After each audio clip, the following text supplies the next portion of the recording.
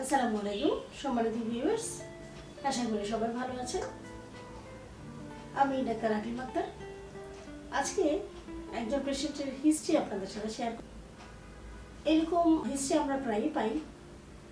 Patient 2 থেকে 3 মাসের গর্ভবতী আমাদের কাছে আসলেন। আসার পর আমরা আলট্রাসোনোগ্রাফি করলাম, করে দেখা গেল যে ওনার জরায়ুতে স্যাক এসেছে, কিন্তু স্যাকের ভিতর কোনো বেবি নেই, যেটাকে আমরা বলছি ব্লাইটেড ওভাম। ব্লাইটেড ওভাম মানে এটাও এক ধরনের প্রেগন্যান্সি। বাচ্চার থলিটা থাকবে কিন্তু ভিতরে কোনো ফিটাস মানে বেবি থাকবে না।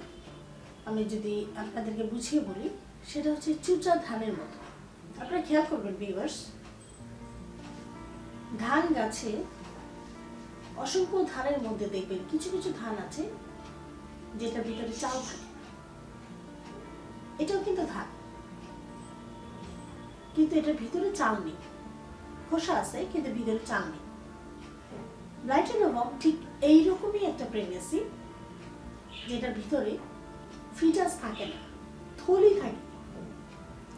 মায়ের পেটে বাচ্চার থলিটা থাকে কিন্তু ভিতরে কোনো ফিটাস থাকে না। তো আমার এই রোগীটির এই ঘটনাটি ঘটেছিল, মানে তার ব্লাইটেড ওভাম হয়েছিল। পেশেন্ট তো কোনোভাবেই মানতে রাজি না যে এটা আবার কি জিনিস, ব্লাইটেড ওভাম কি জিনিস, এটা আবার হয় নাকি কখনো। হ্যাঁ ভিউয়ার্স, এরকমও হতে পারে। আপনারা এটা মাথায় রাখবেন যে প্রেগনেন্সি হলে যে সেটা সুস্থ স্বাভাবিক হবে তা না। অনেক ধরনের জটিলতা, অনেক ধরনের কমপ্লিকেশন হতে পারে, তার মধ্যে এটা একটি। তো সেই জন্য প্রথম 3 মাসের মধ্যে ডক্টরের কাছে যাওয়া উচিত এবং আল্ট্রাসোনোগ্রাফি করে দেখা উচিত যে তার বাচ্চাটি স্যাকের ভিতর বা থলির ভিতর আসছে কি এবং তার হার্টবিট আসছে কি। এর আগ পর্যন্ত কিন্তু আপনি শিওর হতে পারবেন না যে আপনি একটা সুস্থ স্বাভাবিক প্রেগনেন্সি ক্যারি করতেছেন। তো ওই পেশেন্টের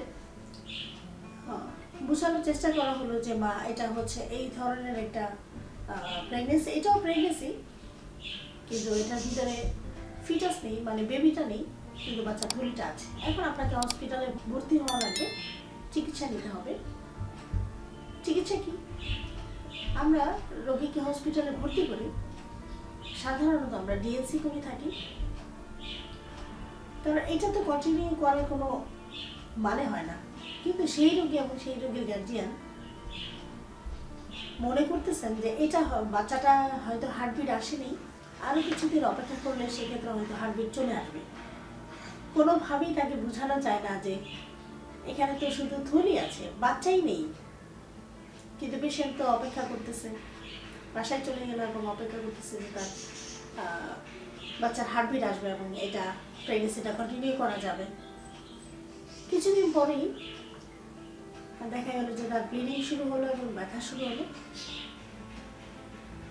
এটা স্বাভাবিক, কারণ আপনি যদি এই ব্লাইটেড ওভাম নিয়ে বসে থাকেন, কিছুদিন পরেই ব্লিডিং শুরু হবে এবং প্রচণ্ড ব্যথা শুরু হবে। কারণ ওটা এক্সপেল হয়ে যাবে, স্পেলড আউট হয়ে যাবে, মানে বের হয়ে যাবে।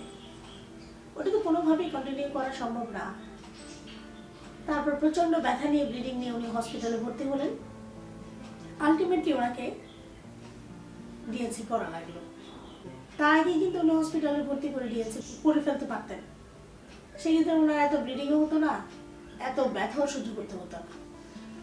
ভিউয়ার্স, আপনাদের যদি এই ধরনের কোনো কমপ্লিকেশন ডায়াগনোজ হয়ে যায়, শুধু শুধু দেরি না করে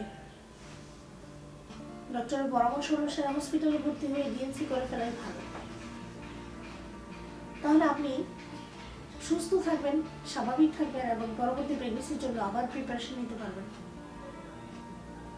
অযথা এত ব্লিডিং এবং এত ব্যথা আপনাকে সহ্য করতে হবে না। কিন্তু যদি আমার এই রোগীর মতো বসে থাকেন, তাহলে কিন্তু আপনাকে অবশ্যই এই ব্লিডিং এর সম্মুখীন হওয়া লাগবে এবং প্রচণ্ড ব্যথাও সাফার করা লাগবে। আশা করছি আপনাদেরকে আমি এই বিষয়টা বুঝিয়ে বলতে পেরেছি। ধন্যবাদ সবাইকে।